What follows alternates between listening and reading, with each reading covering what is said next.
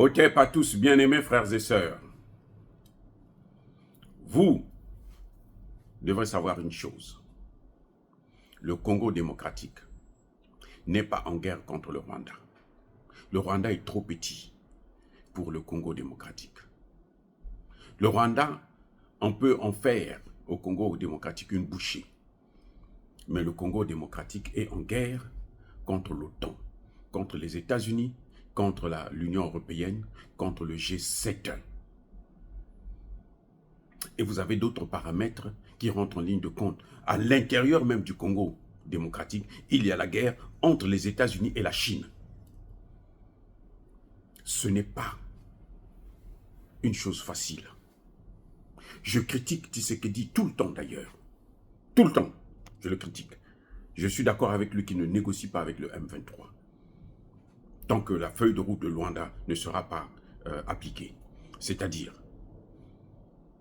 le dépôt des armes immédiat, sans condition. Ils déposent les armes, ils sont cantonnés, ils sont désarmés. Là, il peut y avoir réconciliation avec Kagame. Sans ça, il n'y a même pas, on ne peut même pas parler de réconciliation. Vous ne pouvez pas vous réconcilier avec quelqu'un qui est en train de tuer vos enfants. C'est quoi ça? Ça vient d'où ça? C'est encore quoi comme théorie qu'on veut nous apporter, qu'on veut nous imposer? Non, non. Je suis à 100% d'accord avec Tshisekedi de ne pas négocier avec le M23. Voilà un autre problème essentiel de la faille du système, de la faillite, de l'échec de l'armée congolaise. C'est quoi? Vous savez quoi? Chaque fois qu'il y a négociation avec les groupes rebelles, que fait le gouvernement congolais? Il recrute, il intègre les rebelles dans l'armée. Écoutez bien, il intègre les rebelles dans l'armée. Ça a toujours été comme ça depuis près de 20 ans, 25 ans. Chaque fois, on voit, bon, il faut négocier, il faut négocier. Qui demande ça? Les États-Unis, c'est la France, l'Angleterre, l'Allemagne, toute la clique là, des bandits, ceux qui ont fait pratiquer l'esclavage, la colonisation. Ils disent, mais intégrer, il faut négocier. On négocie et la finalité de la négociation, c'est absolument intégrer ces gens-là dans l'armée. Vous savez pourquoi l'armée congolaise est infiltrée? Et elle est infiltrée par qui? Question. Qui a infiltré l'armée congolaise? Mais ce sont les mêmes gens que l'on recrute, que l'on intègre dans l'armée. Ce ne sont pas des Congolais. Ce sont des militaires étrangers, des mercenaires étrangers, des terroristes même, en plus, qui viennent. Après, on oblige la communauté dite internationale, la communauté auto-proclamée internationale, elle dit, il faut négocier. Très bien, parce qu'il faut la paix. On veut la paix.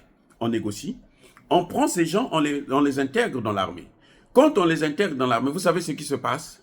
Ce sont eux demain, quand ça va reprendre, ce sont eux qui vont encore soutenir le Rwanda, qui vont donner des informations. Les infiltrés que vous voyez dans l'armée là, c'est pour ça que l'armée congolaise est défaillante. C'est pour ça que l'armée congolaise est incapable de venir à bout. Maintenant, ce que Kagame est en train de chercher, écoutez bien, ce que Kagame veut actuellement, ce n'est pas le M23 là, les Congolais qui sont dans le M23. Ce sont les Rwandais qui sont dans le M23 qu'il veut intégrer dans l'armée congolaise. Et dans 2 ans, 3 ans, ces mêmes Rwandais qui sont dans l'armée congolaise, qui sont devenus des Congolais par le fait des négociations. Donc, qu'est-ce qu'ils vont faire? Mais ils vont servir leur pays, le Rwanda. Et le Rwanda va continuer à avancer.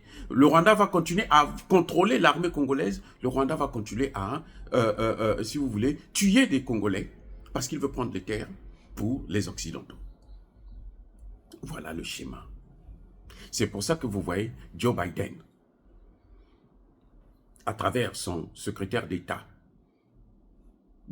Anthony Blinken, il demande à ce que Tshisekedi négocie avec le Rwanda. Mais attendez, autour du Congo, là, il y a 9 pays. Pourquoi eux, ils fixent seulement le Rwanda? Mais l'Ouganda aussi a des troupes. L'Ouganda, là, a des troupes au Congo.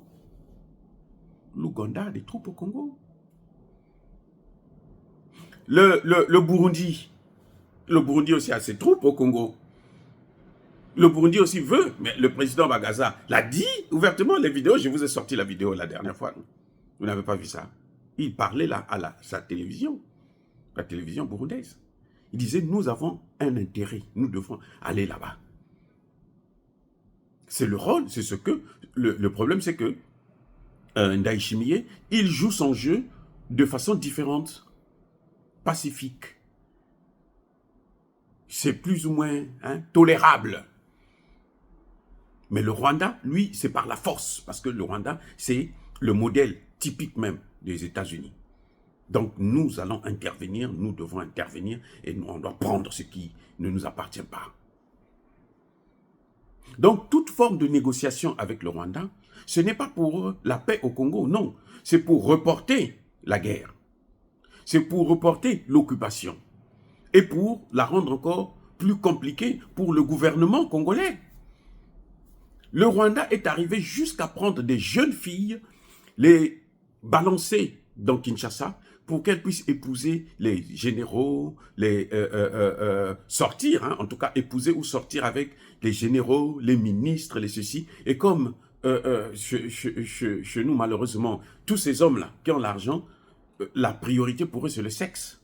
Et ça dit que eux, ils passent leur temps sur le sexe. C'est leur préoccupation. C'est-à-dire que c'est le travail. C'est-à-dire qu'ils ont 2 boulots. Le premier boulot, là, c'est celui-là d'abord. Après, maintenant, ils vont faire le deuxième, là où ils vont voler l'argent. On ne peut pas concevoir que vous trouvez un homme qui a 7, 8, 9, 10 bureaux. 10. Donc, il a une maison là, il achète des maisons, chacune de ces femmes-là a un bureau, a une maison. Mais c'est avec quoi? C'est pas avec le salaire normal, c'est avec l'argent volé. Sans compter les maîtresses qui sont là, par-ci, par-là, cachées, parce que pour eux, c'est un luxe, c'est un honneur de sortir avec toutes les femmes de la planète. C'est un problème. Donc la guerre que le Rwanda mène au Congo, elle est asymétrique. C'est ça qu'on appelle la guerre asymétrique. Utiliser tout le monde. Il prend des jeunes filles, il les envoie, elles ont une mission précise. C'est de faire un enfant, c'est de coucher avec tel ou tel, c'est de sortir, se marier, c'est tout. Il y en a qui le font de bonne foi, malheureusement, mais il y en a d'autres qui ne le font pas de bonne foi. Et voilà ce qui entraîne des problèmes chez nous au Congo. Bien-aimés frères et sœurs, voilà le problème que nous avons. Donc la guerre, les négociations ne sont pas faites pour arranger les choses. Le président Tshisekedi doit équiper son armée et mener la guerre comme il se doit. Dire cela, c'est inciter à la haine ou à la violence, non. Yabakole Hervé. Soyez bénis, abondamment bénis par le Dieu des Kémites et par tous nos ancêtres angélisés.